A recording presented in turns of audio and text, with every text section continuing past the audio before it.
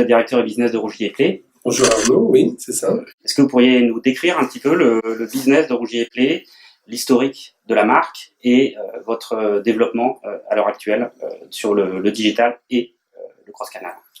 Oui, alors déjà c'est une vieille histoire puisque le premier magasin Rougier et Play a ouvert sous Napoléon III en 1854 et aujourd'hui il y a 25 magasins en France et depuis 2012 donc on a un site internet marchand qui propose l'ensemble des références, donc c'est à peu près 50 000 références. Et depuis 2015, on a ouvert on a repris plutôt un site de scrapbooking qui s'appelle scrapmalin.com, qui est un deuxième site sur un marché de niche qui est le marché du scrapbooking. Donc Rougier et Play, c'est un commerce de détail spécialisé dans les produits pour les artistes, mais aussi pour tout un chacun qui veut faire du loisir créatif. Comment vous êtes arrivé à cette réflexion que la personnalisation pouvait vous aider à développer votre canal digital dans un premier temps? Alors, notre positionnement, c'est un positionnement de spécialiste.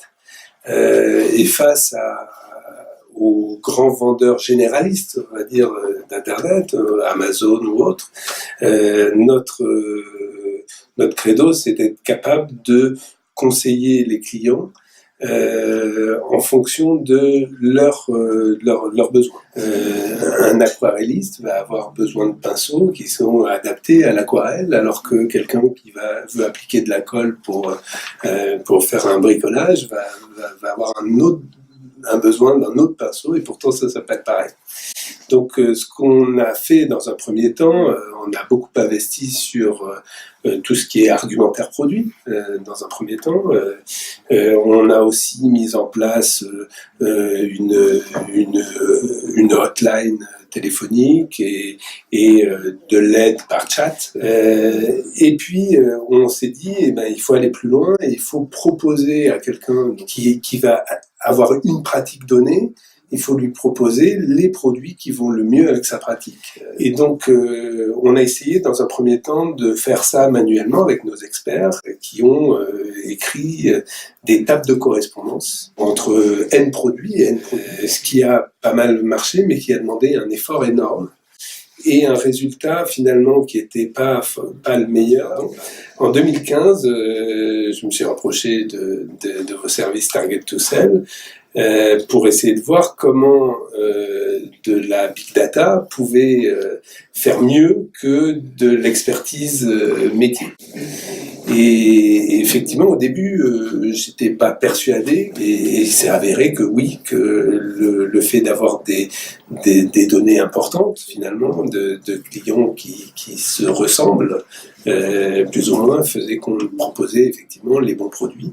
Et on l'a vu sur les ventes, puisque et sur la satisfaction client, puisque les clients effectivement ont acheté plus de produits dans un même panier. Le machine learning, c'est pas une boîte noire qui crée des liens magiques entre produits, mais c'est vraiment le comportement de vos utilisateurs qui en fait crée ces liens de produits spécialistes entre eux, et que c'est ce volume de données qui permet de créer des liens pertinents à travers la solution. Donc c'est exactement ça, c'est-à-dire qu'on voit qu'un client qui a un profil donné, par exemple il va être l'expert de la peinture à l'huile et utilisateur d'une marque donnée, va avoir plus tendance à préférer un type de pinceau plutôt qu'un autre, et donc par analogie effectivement les conseils sont les bons. Puis il y a une autre dimension, c'est que nous on met en avant à certaines périodes de l'année des produits qui sont en promotion, qu'on a envie de booster,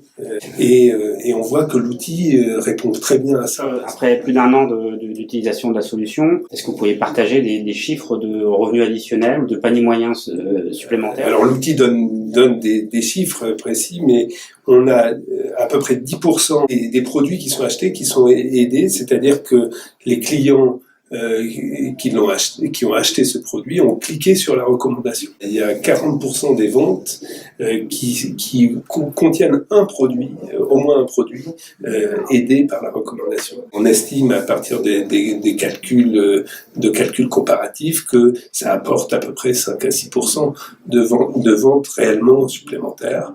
Et on le voit sur le panier moyen, on le voit sur effectivement la conversion aussi.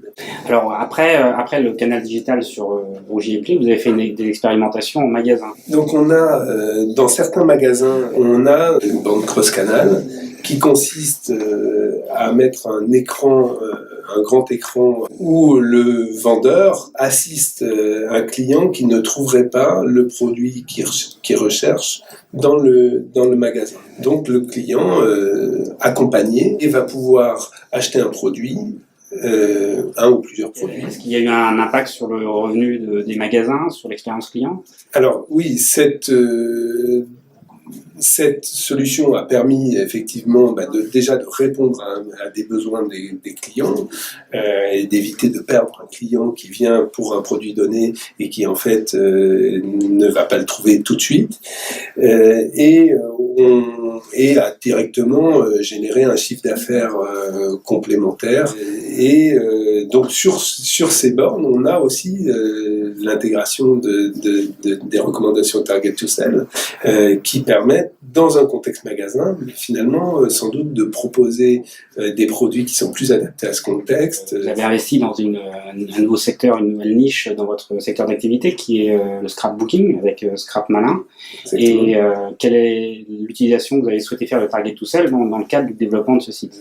On a déployé l'expérience qu'on avait sur Rougier et Pli en intégrant effectivement des recommandations et donc on a eu assez vite des résultats assez probants aussi. Ensuite on est allé un peu plus loin. Il se trouvait que dans ce site qu'on a repris, qu'on a racheté, le tri des produits n'était pas optimum. Se basant sur l'expérience positive de la recommandation, on s'est dit que si la recommandation, les encarts de recommandation étaient pertinents, l'ordre de produit serait pas pertinent avec Target to Sell. Dans le cadre de l'accompagnement Target to Sell, il y a différentes phases. Est-ce que vous pourriez nous donner un petit peu un retour d'expérience sur ces différentes phases et sur la facilité? Alors la particularité de notre entreprise, c'est que c'est une PME. On est une équipe très restreinte pour gérer l'activité web de manière générale. Et donc, il fallait une solution qui puisse se gérer, c'était dans le cahier des charges d'ailleurs, une solution qui puisse se gérer quasiment toute seule. L'accompagnement était important puisque ce qu'on voulait, c'est faire appel à des spécialistes qui nous gèrent les paramètres, etc. Donc on a défini des objectifs ensemble, on a fixé certaines règles, puis après on a besoin d'un accompagnement qu'on a à la demande. Le premier conseil, ça a été de dire laissez faire la machine. Et en tant que manager, au début, on a un peu de réticence à laisser faire la machine. On a laissé faire la machine, on a vu des points d'amélioration, et puis ça s'est bien passé. Merci beaucoup, Sébastien. Merci, Arnaud.